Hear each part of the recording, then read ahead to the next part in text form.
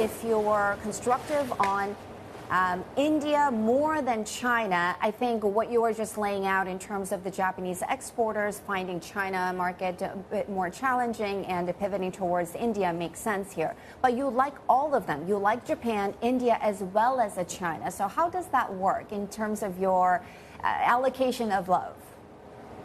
Allocation of love. I'm going to copy that from you. The three largest markets in Asia are all very appealing to us as long-term investors, but for very different reasons. There's the corporate governance transformation that's underway in Japan. That's still in the early innings. We're not at the beginning. Clearly, we've made a lot of progress, but that is making a lot of progress that's going to be around for a very long time. China, it's not just optically low valuations. These are cheap valuations. When you look at capital allocation, cash flow generation, dividend payout ratios, the resilience of the top line, these are very different companies than they were in early 2017 when President Trump came into the White House for the first time. And India, it remains the highest earnings growth story in the world on a long-term view, not just top-down, but bottom-up, company after company, sector after sector, the highest ROEs in the world, alongside the U.S. as well, even if you adjust for cost of equity. So there's a lot to like there. So we like all three of these markets for very different reasons. One thing I will say, though, is the incremental evidence I picked up, and CNBC had a guest on earlier this week, I think on Monday, talking about APIs and China. The whole China plus one shift, it's real, but it will take a long time. In the CDMO space, in the API space in particular, the information I've gathered is that the revenues just aren't coming through yet.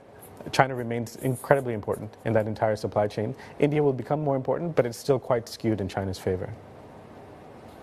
Oh, so number one, Vikas, thank you for staying tuned, of course, on Monday to CNBC as well. But let's just get into the China angle a little bit more. And I know that you mentioned valuation, but when it comes to the comparison between A and H shares, there is this very noticeable outperformance for H shares so far this year.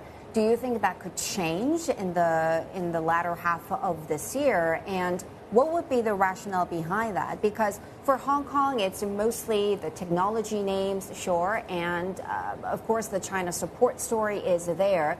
What could drive that kind of a pivot in your mind?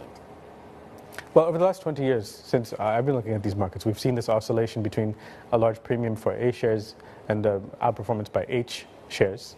So that could reverse. It's hard to predict when that happens. We have leveled out some of our exposures there. There have been times when we've been more assertively positioned in A shares. Other times when in the dual listing situations we've had a greater position in H shares. So it's hard to predict.